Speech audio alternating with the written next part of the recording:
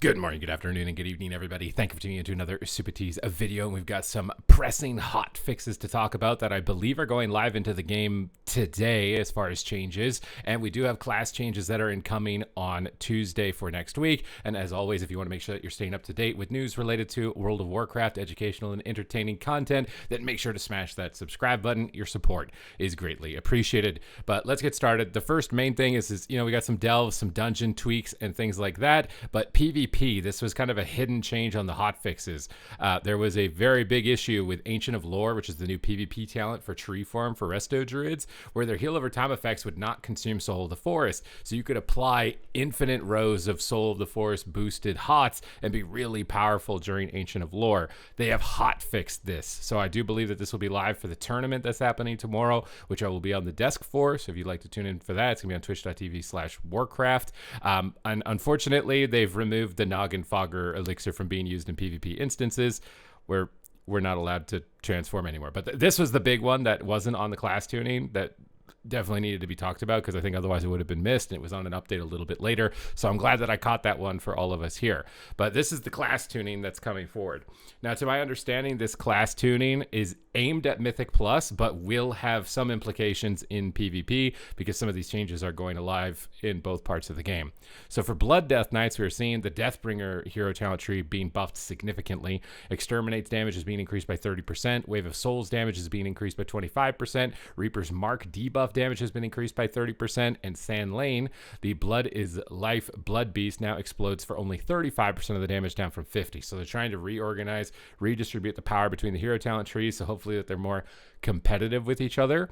To my understanding, in PvP, I think most Death Knights are playing Sand Lane, so maybe this means you'll switch over. I think the biggest culprit in PvP for Blood is Battlegrounds, right, where you're just death gripping a priest. Maybe this gives you enough meaningful damage that that's not your only thing that you can do. But otherwise in PvP, I don't think it's a big consequence. It seems like in PvE, they're trying to rebalance the tanks more. Now for Frost, you're also getting buffed on Deathbringer. Exterminate damage increased by 30%, Wave of Souls damage increased by 25%, and Reaper's Mark debuff damage has been increased by 30%. And I feel like they nerfed you guys. Am I wrong? In like, maybe it was a little while ago, but I think they nerfed your Deathbringer. So now this game buffed back up. I would say probably definitely. That's a contradiction, but you guys understand what I mean. I think you want to check out Deathbringer for Frost DKs.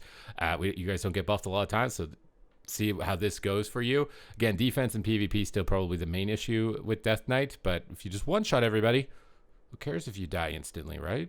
Unholy DK, Sand Lane, the Blood is Life Blood Beast is getting nerfed, so it's only going to explode for 20% of the damage, down from 25%. And Unholy, unfortunately, in PvE, is like excelling a lot. It's got like endless streams of AoE damage, and that's really powerful in PvE.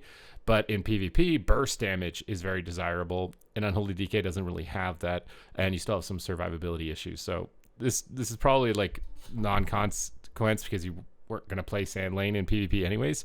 This just kind of reaffirms that. It's kind of the difficulty they have now, balancing hero talent trees against hero talent trees in PvE and PvP, and having to consider all of those kind of minor details, because yeah, this is definitely you're not going to run it. Vengeance Demon Hunters are getting a significant nerf, and I think it's because you guys are the most prevalent tank, and one of the biggest mechanics in Dungeon is AoE silence effects. So you're only going to be able to silence for 2 seconds, down from 4, which does have big impacts in PvP. Eldraki Reaver Incorruptible Spirit effect is now 10% from 15% for Vengeance only. So a little bit of a tweak here in terms of utility for Vengeance in PvE. For Boomkins, there's some really weird numbers going here, but we're getting a 3% damage buff, at least to spell damage. But Starfall is getting nerfed by 10%. I already wasn't playing the Starfall builds, but so this just makes me, I'm not going to play them even more. And then Star Surge is getting an additional 3% on top of that. Goldrin is getting a 3%. Goldrin's very small damage output right now. I don't think 3% is enough to justify taking that. Elun's Chosen, Boundless Moonlight, Fury of Elune, final slash energy damage being reduced by 10%, and minor moon damage reduced by 10%. So yeah, I was trying to make Elun's Chosen work. Another nerf on Elun's Chosen, I don't think I'm going to be taking it. But for the Keeper of the Grove, hey, 3% on these, considering these abilities actually hit significantly hard, right? Like 3% on 1.5 million. Well, 3 plus 3, whatever the math is on that, is pretty significant. So likely, for the standard build of Boomkin, this is definitely a buff. Again, in PvP, maybe not the best direction for it. I think in PvE, they're just trying to take some Starfall damage out of the game, some extra pad AoE out of the game, because that's likely, attributing to a lot of balanced Druid's viability in that content. Guardian Druid Illunes chosen Boundless Moonlight Fury of Illune final slash energy damage reduced by 10%, so they're getting the same type of nerf. I don't think I was playing this hero talent tree when I was playing Guardian Druid in PvP, so again, it's probably non-consequence. For Augmentation Evoker, you guys are getting buffed again. So you're getting 8% on all of your spells and abilities, and your Breath of Eons will accumulate 10% damage up from 8. So it seems to me that they're trying to shuffle Augmentation out of the support role where they do significantly less damage but buff everybody by a massive margin to compensate, and just turn them into a DPS spec, and it's going to be probably multiple iterations until they actually hit that, but I think that is the right move for them, even in PvP. So this is, I think, nice for your overall performance there, because right now you're just a walking one-shot, although this will increase your one-shot. Hopefully it means you'll be at least somewhat more threatening outside of that window. For Arcane Mage, you're getting a 4% damage increase, but not in PvP.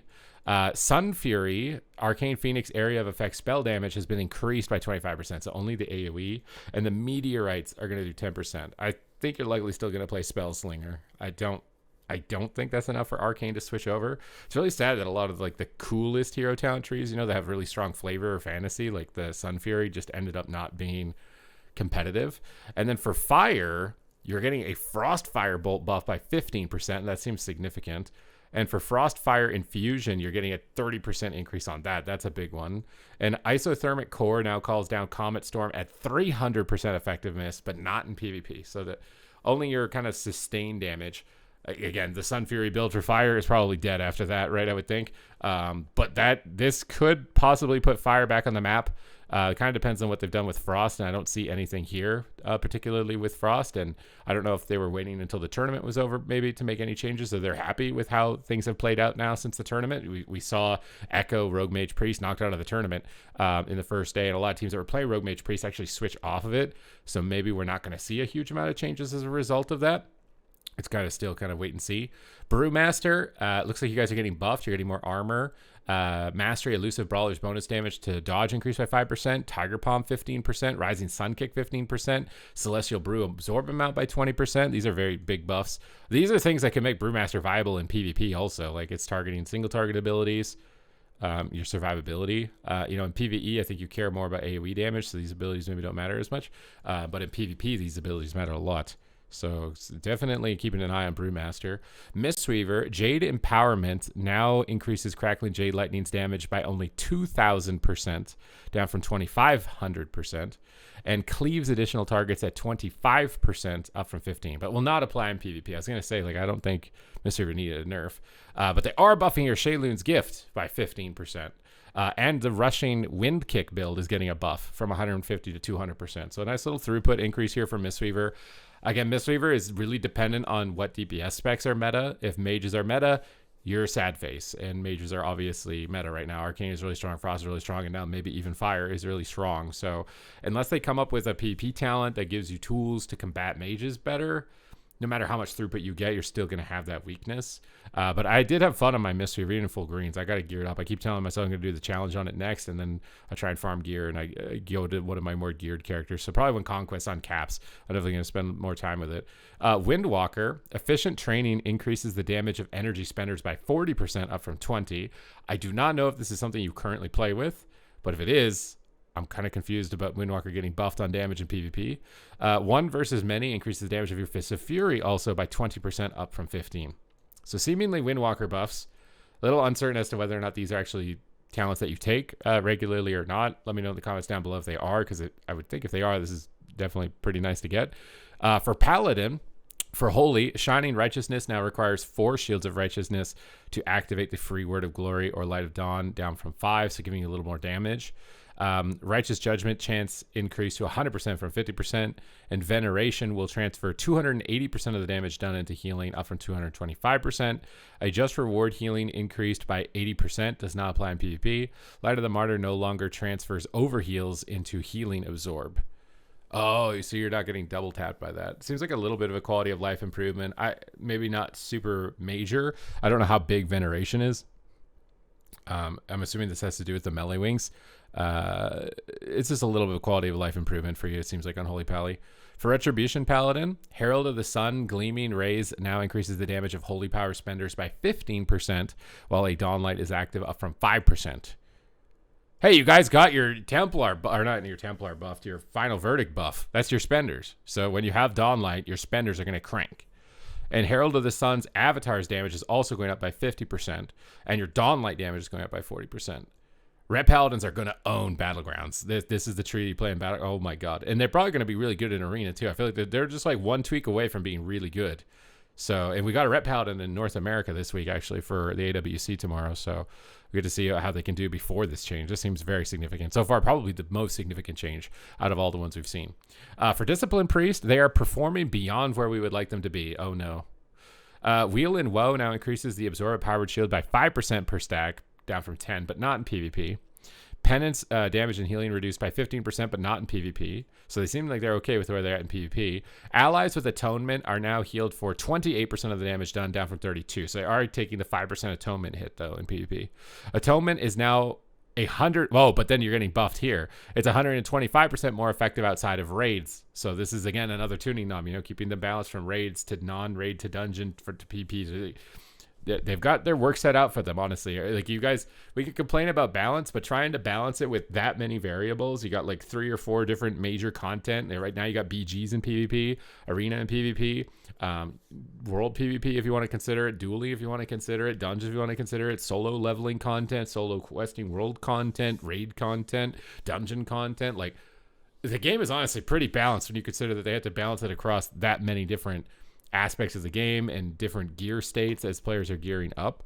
I think it's actually not that bad. And this isn't me just being, a shill. I actually do think that I think that they're making their job way harder for themselves than just making like a PvP template, for example, and actually being able to do that when isolated.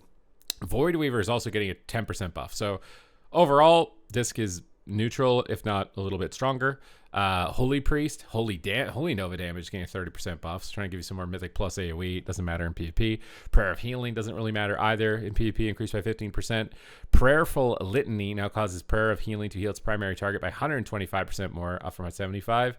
Again, I don't think it's a big deal. Prayer of Healing is also getting its mana cost reduced. So trying to just give you more like group-wide healing in dungeons, it seems like, and a little extra AoE damage. Prismatic Echoes increases Echo of Light healing by 8 to 15%, up from 5 to 10. And Renew healing by 20 to 40, up from 50. That's a big buff. And that looks like that's coming through in PvP, which is kind of surprising because Holy is doing so well. But you're not getting the 3% overall increase in PvP, only in PvE. Oracle Twin Sight now applies 4 stacks of Prayer Mending, up from 2, but not in PvP. And I think it's because they just tried to nerf Oracle, so this would go against them doing that, so they're not going to do that. Elemental, you guys unfortunately do not get to look forward to these in PvP, but 8% Earthshock damage, 8% Ellie Blast damage, Farseer Ancestor damage by 15%, Farseer Ancestor Elemental Blast damage by 15%, so they're trying to tweak those in PvE, because obviously there's an imbalance. For Enhancement Shaman, Tempest secondary target damage increased by 25%, but not in PvP. Tempest primary target damage increased by 30%, but not in PvP. Awakening Storms, though, is getting a buff by 30%. I can't imagine that this is a huge thing for Enhance, but I'm honestly surprised Enhance isn't getting more, at least in PvP. Stormcaller now increases the critical strike damage of your nature spells by 10%, up from 5. So maybe like the tiniest bit increase. For Restoration Shaman, Lava Burst damage from Farseer increased by 15%, but not in PvP. And Farseer Ellie Blast damage increased by 15%, but not in PvP. So unfortunate. Affliction Warlock is going to be getting some in both content. Agony will be getting a 10% only in PvE. But Soul Rot is getting a 30% increase in PvP. So that thing is getting dispelled every time it goes down, I think. And then Vile Taint, I don't think in PvP is really going to matter. That's probably why they didn't bother to reduce it.